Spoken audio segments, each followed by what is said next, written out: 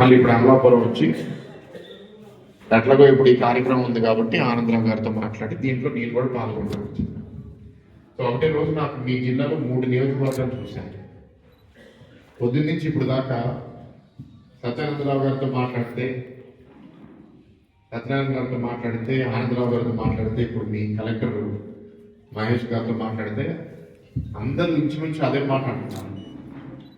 జిల్లా విభజన అయిన తర్వాత మా దగ్గర ఇక్కడ పెద్ద పరిశ్రమ ఏమీ లేదు, పెద్ద ఫ్యాక్టరీ ఏమీ లేదు, పెద్ద యూనివర్సిటీ కాలేజ్ ఏమీ లేదు, ఇక్కడ ఉపాధి కోసము వ్యాపారం కోసం కూడా పెద్ద అవకాశాలు ఈ జిల్లాలో లేవు అని నేను ఎవరిని అడగలేదు, స్వతహాగా వాళ్ళే చెప్తున్నాను.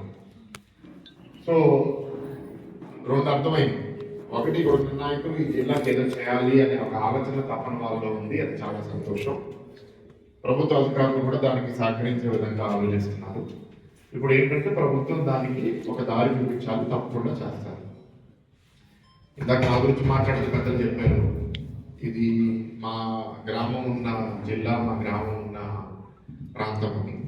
చంద్రబాబు నాయుడు గారు కొన్ని నెలల క్రితం స్విట్జర్లాండ్కి వెళ్ళారు. అక్కడున్న తెలుగు ఎన్ఆర్ఐస్తో మాట్లాడుతూ ఒక మాట అన్నారు, అది నాకు ఇప్పుడు వర్తిస్తుంది. వాళ్ళందరికీ ఆయన ఏం సూచన ఇచ్చాడంటే, మీరు స్విట్జర్లాండ్ అమెరికానో ఎక్కడికో వెళ్ళి మీరు పనిచేసి అక్కడ సంపాదిస్తున్నారు, అది మీ కర్మభూమి. అంటే మీరు అక్కడ పనిచేస్తున్నారు కాబట్టి మీకు అక్కడ తిరిగి ఇచ్చే ఒక బాధ్యత ఉంది. కానీ మీకు ఒక జన్మభూమి కూడా ఉంది. ఆ జన్మభూమిని మర్చిపోవద్దు, అలానే కర్మభూమిని మర్చిపోవద్దు. నాకు ఇప్పుడు కర్మభూమి ఏంటి? విశాఖపట్నం. అక్కడ నేను పనిచేస్తున్నాను, అక్కడ ఎంపీగా గెలిచాను. ఆ ప్రాంతం అభివృద్ధి చేయడానికి ప్రజలు నాకు ఒక బాధ్యత, గుర్తింపు ఇచ్చారు, నేను చేస్తాను. నేను ఇప్పుడు దాకా రాకపోవడానికి అనేక కారణాలు ఉన్నాయి, కానీ నేనేం జన్మభూమి నేను మర్చిపోలేదు. తప్పకుండా ఈ ప్రాంతం కూడా అభివృద్ధి అవ్వాలని బలమైన కోరిక, ఆలోచన. మా గ్రామంలో కూడా వాళ్ళంటే నాకు చాలా ఆనందంగా ఉంది. చిన్న గ్రామమే కానీ అక్కడ ఒక అంగన్వాడీ నుంచి ఇంటర్మీడియట్ కాలేజ్ దాకా అన్ని మా గ్రామంలోనే ఉన్నాయి. చిన్న గ్రామం అయినా సరే చుట్టుపక్కల గ్రామాల మండలాల నుంచి పిల్లల నుంచి మా దగ్గర తిరుగుతున్నారు. మా తాతగారు గత 40 సంవత్సరాలుగా అనేక అక్కడ అభివృద్ధి కార్యక్రమాలు చేసి బిల్డింగ్లు కట్టి గవర్నమెంట్ కూడా దానం చేశారు. అది ఒక మా గ్రామానికే కాదు, ఈ జిల్లా కూడా జరగాలని మా ఆలోచన. సో ఇవాళ ఇప్పుడు ఈ వ్యవసాయం వచ్చే గురించి మీ గురించి ఎందుకు అడిగానంటే, మీ రైతుల గురించి ఎందుకు అడిగానంటే, మీరు ఇందాక కలెక్టర్ గారు మాట్లాడుతూ కొన్ని చాలా మంచి పాయింట్లు చెప్పారు. చంద్రబాబు నాయుడు గారు మాట్లాడుతున్నప్పుడు దాంట్లో ఒకటి చెప్పారు, మీరు సరిగ్గా దాన్ని గమనించారో లేదో. నేను సంవత్సరంన్నర నుంచి ఎంపీగా గెలిచిన తర్వాత నాకు ఎప్పటి నుంచో ఒక ఆలోచన ఉంది. సమాజంలో జబ్బులు చాలా పెరిగిపోతున్నాయి. క్యాన్సర్ వ్యాధి అందరికి వస్తుంది, డయాబెటీస్ వస్తుంది, బీపీ వస్తుంది, హార్ట్ అటాక్లు వచ్చి చనిపోతున్నారు. దీనికి కారణం ఏంటి? ఎక్కువ మంది అనేది ఏంటి అంటే, మనుషులు తినే తిండి, తాగే నీరు, పీల్చే గాలి, దీనివల్లే అవుతుంది. గాలి అనేది మన మీద మనం కంట్రోల్ చేసే కెపాసిటీ తక్కువ, కానీ తాగే నీరు, తినే తిండి మనం కంట్రోల్ చేయగలిగితే మన ఆరోగ్యం బాగుంటుంది. తినే తిండి ఎట్లా బాగుండాలి? దాంట్లో మనం కెమికల్స్, ఫర్టిలైజర్స్ తక్కువగా వాడితే అది బాగా పెరిగితే బాగుంటుంది. నేను రైతుల్ని కన్విన్స్ చేయలేము, రైతుల్ని చెప్తే వాళ్ళు మన మాట వినరు.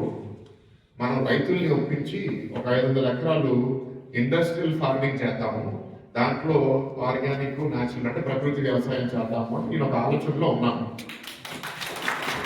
మీరు ఆనందపడకూడదు, బాధపడాలి. నేను మిమ్మల్ని ఎందుకు నమ్మట్లేదు? రైతులు ఎందుకు వెళ్ళరు అనాలి కదా. అయితే నేను ఆలోచనలో ఉంటే, నేను ఇట్లాగే కలిసిన ప్రతి వాళ్ళని మాట్లాడుతున్నప్పుడు ఒకరోజు వచ్చి బాబు గారు చెప్పినట్టు, విజయ్ కుమార్ గారు అని ఒక రిటైర్డ్ ఐఏఎస్ ఆఫీసర్ ఉన్నారు, చాలా బాగా వ్యవసాయంలో పనిచేస్తున్నారు. ఆయన రిటైర్ అయ్యే ముందు రాష్ట్రానికి స్పెషల్ చీఫ్ సెక్రటరీ అగ్రికల్చర్గా పనిచేశారు. వ్యవసాయం గురించి మంచి అవగాహన ఉంది. ఆయన్ని ఒకసారి కలవండి, ఆయన పని గురించి తెలుసుకోండి అని అన్నాను. నేను కలిసి ఆయన పని గురించి నేను వింటే నాకు అసలు దిమ్మ తిరిగింది. అసలు ఇంత జరుగుతుందా? నేను ఆయన చాలా అనుమానంగా అడిగాను, నిజమైనా నమ్మచ్చా మీరు చెప్పేది అని.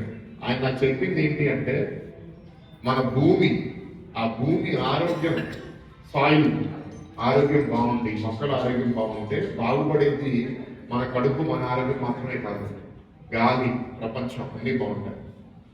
కానీ దానికి మనందరికీ అనుమానాలు, భయాలు, చేయొచ్చా చేయలేమా, గిట్టుబాటు అవుతుందా లేదా, పండించిన తర్వాత పంటారా పండరా, ఇవన్నీ ఆలోచనలు ఉన్నాయి.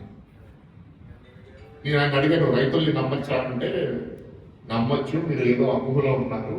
మేము ఆల్రెడీ 12 లక్షల ఎకరాలు ఇవాళ రాష్ట్రంలో ప్రకృతి వ్యవసాయం వైపు ఆల్రెడీ మార్చడం మొదలుపెట్టేశాము. 12 లక్షల ఎకరాలు. సో 500 1000 కాదు, ఆ స్టేజ్ ఎప్పుడో దాటేశారు. ఇవాళ 50 దేశాలు, రాష్ట్రాలు, మన దేశంలో ఉన్న రాష్ట్రాలు, ఇతర దేశాలు ఆంధ్రప్రదేశ్లో జరిగే ప్రకృతి వ్యవసాయం గురించి తెలుసుకోవడానికి వాళ్ళు టీంలు ఇక్కడ పంపించి మన దగ్గర ఉన్న వ్యవసాయ ప్రాక్టీసెస్ ఏంటో చూస్తున్నారు. విజయ్ కుమార్ గారు, ఇది నాకు మీరు ప్రెజెంటేషన్లో కాదు, నాకు వెళ్ళి చూడాలని ఉంది, నన్ను తీసుకెళ్ళండి అంటే ఒకరోజు ఆయన విశాఖపట్నం వచ్చి నాకు చుట్టుపక్కల విశాఖపట్నం, విజయనగరం జిల్లాలో ఉన్న రైతు గ్రామాలకి తీసుకెళ్ళి ఆ రైతులతో నేను రోజంతా గడిపాను. పొద్దునుంచి సాయంత్రం దాకా ఒక సాధారణమైన పొలాన్ని, ఒక సాధారణమైన రైతుని ప్రకృతి వ్యవసాయం వైపు ఎట్లా తీసుకెళ్ళాలి, దానికి దారేంటి. డే 1 మీరు ఫర్టిలైజర్ వాడకూడదు, పెస్టిసైడ్ వాడకూడదు అంటే ఎవరు నమ్మరు. దానికి ఒక దారి ఉంది. దారి ఏంటి అంటే మొదటి రోజు వాళ్ళు ఆర్గానిక్ ఫార్మింగ్ అంటే మీరు కెమికల్ ఫర్టిలైజర్ యూరియా లాగా వాడే బదులు వాళ్ళు కౌ డంగ్ అంటే గౌమాత నుంచి వచ్చే ఆ డంగ్ నుంచి వాళ్ళు ఫర్టిలైజర్ తయారు చేయడం నా కళ్ళ ముందు తయారు చేశారు. దాని తర్వాత పెస్టిసైడ్, కౌ యూరిన్ ఇవన్నీ కలిపి పెస్టిసైడ్ కూడా వాళ్ళు వాటర్ రూపంలో తయారు చేసి స్ప్రే తయారు చేశారు. నా ఆ డ్రోన్ ద్వారా వాళ్ళు పెస్టిసైడ్ని ఎట్లా, ఆర్గానిక్ పెస్టిసైడ్, కెమికల్ కాదు, గౌమూత్రం నుంచి వచ్చిన పెస్టిసైడ్ ఎట్లా అప్లై చేస్తారో చూపించారు. సింపుల్. ఆయన గోల్ ఏంటంటే ఒక ఎకరమో పొలం ఉన్న రైతు ఇప్పుడు నెలకి 8,000 10,000 రూపాయలు సంపాదిస్తే దాన్ని 20,000 25,000 ఎట్లా చేయాలి, సాధ్యమా? ఇందాక కలెక్టర్ గారు ఒక మాట అన్నారు, డైవర్సిఫికేషన్ ఆఫ్ క్రాప్స్ అని. మీరు వరి పండించడము, లేదా కొబ్బరి తోట ఉన్న వాళ్ళు కొబ్బరి తోటలు, దాంట్లో అరటి చెట్లు పెట్టడం కాదు, రకరకాలుగా పండించడము. అండ్ వరి పండించే వాళ్ళు సీజన్ ఉంటుంది, సీజన్ లేని టైంలో మీ భూమి ఖాళీగా ఉంటుంది. ఇప్పుడు విజయ్ కుమార్ గారు చేసే పనిలో పొలాలు 365 రోజులు పచ్చగా ఉంటాయి. అంటే ఒకటే పొలంలో వరి పండిస్తారు, ఫ్రూట్ ట్రీస్ ఉంటాయి, వెజిటబుల్ ట్రీస్ ఉంటాయి, క్యాష్ క్రాప్స్ ఉంటాయి. ఇది నాకు ప్రత్యక్షంగా వాళ్ళు చూపించారు. ఎట్లా అంటే ఒక ఎకరం పొలం ఉంటే దాంట్లో ఒక ఎల్ షేప్ గట్టు కట్టి ఆ గట్టు మీద వాళ్ళు ఫ్రూట్ ట్రీస్, వెజిటబుల్ ట్రీస్ పెట్టుకుని ఈ మిగిలిపోయిన భూమిలో వాళ్ళు పండిస్తారు. అండ్ దాన్ని వాళ్ళు ఒక ట్రాక్టర్ పెట్టి ఒక పెద్ద దున్ను పెట్టి దున్నడం కూడా భూమికి మంచిది కాదు. ఆయన గోల్ ఏంటంటే 16 నుంచి 19 వరకు కొంతవరకు బాగా పనిచేశారు. ప్రభుత్వం మారిన తర్వాత 5 సంవత్సరాలు గత ప్రభుత్వంలో పని కంటిన్యూ అయింది, కానీ అంత వేగంగా దాన్ని పెంచలేకపోయారు. ఇప్పుడు ప్రభుత్వం అనుకూలంగా ఉంది కాబట్టి ఆ 12 లక్షల ఎకరాల్లో పూర్తి న్యాచురల్ ఫార్మింగ్ అంటే దాంట్లో ఆయన గ్రేడింగ్ ఇచ్చాడు. Beginner, intermediate, advance, grade A, grade plus. ఈ 5 స్టేజుల్లో 5వ స్టేజ్ ఎవరైతే సాధించగలుగుతున్నారో 5వ స్టేజ్ చేరిన వాళ్ళకి 80% 90% నీరు అవసరం తగ్గిపోతుంది. వాళ్ళకి మొక్క ఎంత బలంగా ఉంటుందంటే దాని మీదకి వెళ్ళి పెస్ట్ వెళ్ళి తినదు కూడా మొక్కని. ఆ స్థాయికి నాకు చూపించాడు. అంటే దీని వెనకాల ఇంత సబ్జెక్ట్ ఉందని ఆ రోజు వెళ్ళేదాకా నాకు కూడా తెలియదు. నేను చాలా ఆనందపడ్డాను. ఇవాళ అందరూ రైతులు చెప్పేది అన్నదాత కార్యక్రమం ఏంటంటే మీకు ఆర్థికంగా ప్రభుత్వం మీకు సపోర్ట్ చేయాలి అని. ఇవాళ ఈ విడతలో 7,000 రూపాయలు, 5,000 రాష్ట్ర ప్రభుత్వం, 2,000 కేంద్ర ప్రభుత్వం, పిఎం కిసాన్, అన్నదాత సుఖీభవ కలిపి ఇవాళ 1,34,000 మంది రైతులు 90 కోట్లు ఈ నియోజకవర్గంలో ఇస్తున్నారు, ఈ జిల్లాలో ఇస్తున్నారు. ఇది ఒక స్టెప్ మాత్రమే, దీంతో మీరు ఆపకూడదు. బాబు గారు చాలా మాట్లాడారు. ఎందుకంటే పరిశ్రమలు రావడం, పెట్టుబడులు రావడం, ఈ జిల్లా మార్చడం అనేది మేము పనిచేస్తాం. ఇప్పుడు రైతులు మిమ్మల్ని కోరేది ఏంటి అంటే మీరు ఇటువైపు చూడండి, మీకు కొంత రైతులు ఎకరం ఉన్న వాళ్ళని అడిగితే ముందు మీకు ఆదాయం ఎంత ఉండేదంటే 10,000, ఇప్పుడు మీ ఆదాయం ఎంత అంటే 20,000 నెలకి. బాగా ఉందా లేదా? 10,000 పెరిగితే ఎస్ ఆర్ నో? బాగుంటుందా బాగుంటుందా? కానీ మీరు దానికి కొంచెం ధైర్యం చేయాలి, కొంచెం ఆలోచన మనం కూడా పెంచుకోవాలి. మీరు చేస్తే మీరు వెళ్ళిన కొన్ని గ్రామాల్లో మిగతా గ్రామస్తుల్ని చూసి అక్కడ 1000 ఎకరాల పొలం ఉంటే 995 ఎకరాల పొలం ఇవాళ న్యాచురల్ ఫార్మింగ్ వైపు వచ్చేసింది. గ్రామాలు మొదట్లో కష్టమైంది. సో మీరు కూడా ఈ నియోజకవర్గంలో వేరే గ్రామాల నుంచి వస్తున్నారు కాబట్టి మీరు ఒక నాయకత్వ అడుగు తీసుకుని మీ గ్రామంలో మీరు అది మొదలుపెట్టండి. ప్రభుత్వం నుంచి మీకు సపోర్ట్ ఇస్తాం, మీరు బాగా చేయండి. ఎందుకంటే ఇక్కడ ఎంత వ్యవసాయ భూమి, ఇక్కడ కెనాల్ సిస్టమ్ అద్భుతంగా ఉంది. మా ఉత్తరాంధ్రలో విశాఖపట్నంలో పోలవరం పూర్తయ్యేదాకా మేము వర్షాధారమే మేము వ్యవసాయం చేస్తున్నాం. మీలాగే ఇంత రోబస్ట్ కెనాల్ సిస్టమ్ అక్కడ లేదు. సో మీకు ఇంకా మంచి అవకాశం ఉంది అద్భుతంగా ఇక్కడ చేయడానికి. వారు ఒకటే కాదు, కబర్ చోటు ఒకటే కాదు, చాలా చేయొచ్చు. సో మీరు చేయాలని కోరుకుంటున్నాను. నాకు సందర్భం దొరికింది కాబట్టి ఆల్రెడీ బాబు గారు చాలా చెప్పారు. నేను మళ్ళీ ఎక్కువ చెప్తే మీరు బోర్ కొట్టకూడదు, కానీ నాకు అవకాశం వచ్చింది కాబట్టి చెప్తున్నాను. అండ్ ఇక్కడ నాయకులు చెప్పింది లేట్గా వచ్చానండి, కానీ నేను మర్చిపోలేదు, మనసులో ఉంది. ఇప్పుడే నా ప్రయాణం మొదలుపెట్టాను కదా. మూర్తి గారి లాగా ఒక 20-25 ఏళ్ళు వ్యాపారం చేసి రాణించి దాని తర్వాత ఆయన కూడా చైర్మన్, ఎంపీ, నేను అవన్నీ కాకుండా నేను 34 ఏళ్ళకే వైఎస్ఆర్ ఎంపీ అయిపోయాను.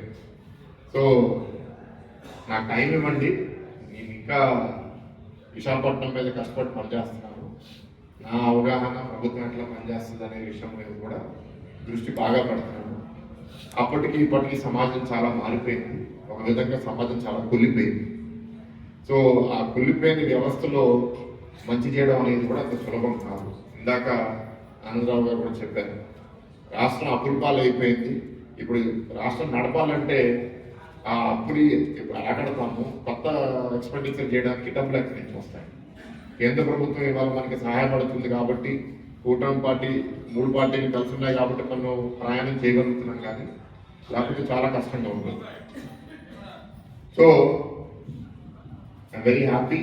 ఇంకా భవిష్యత్తులో కూడా అనేక సందర్భాల్లో మీ ముందుకి వస్తానని కోరుకుంటున్నాను. అంటే ఫ్రీక్వెంట్గా రావడం కష్టం, కానీ అప్పుడప్పుడు పెద్ద వేదికలు వచ్చినప్పుడు తప్పకుండా వస్తాను.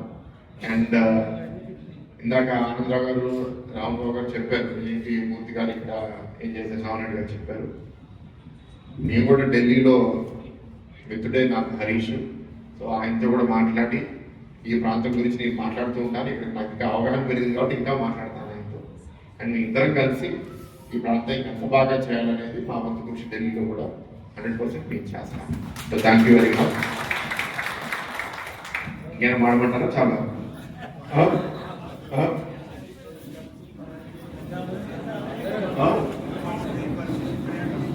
అందరూ కూర్చోండి.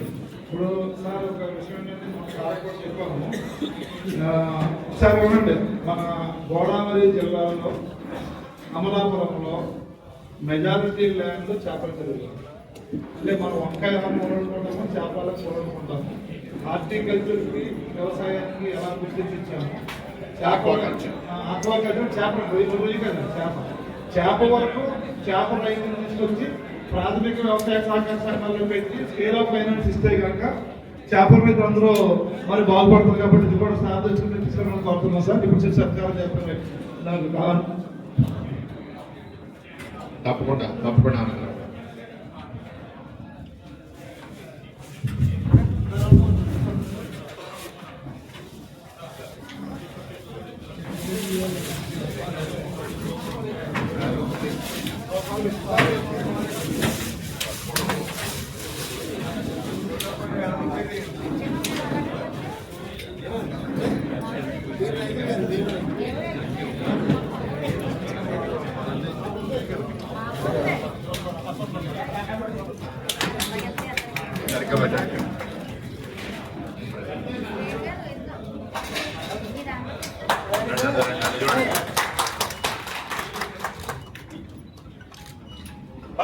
నాయకత్వం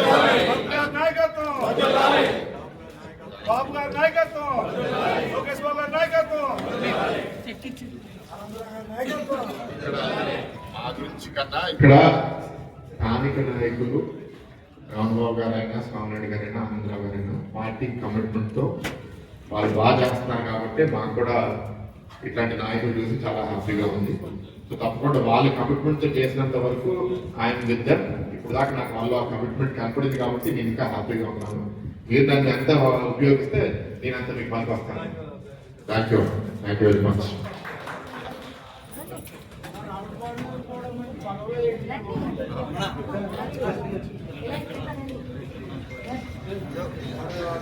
రైతులు వచ్చేసాయి.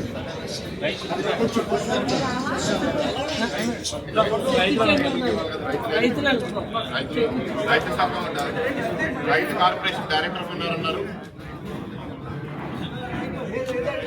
రైతులు రండి.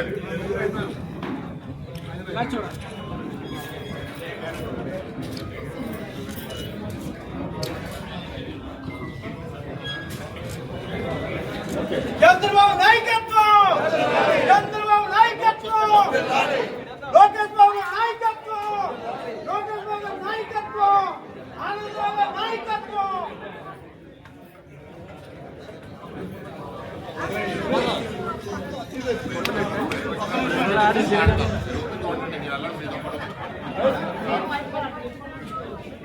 సారీ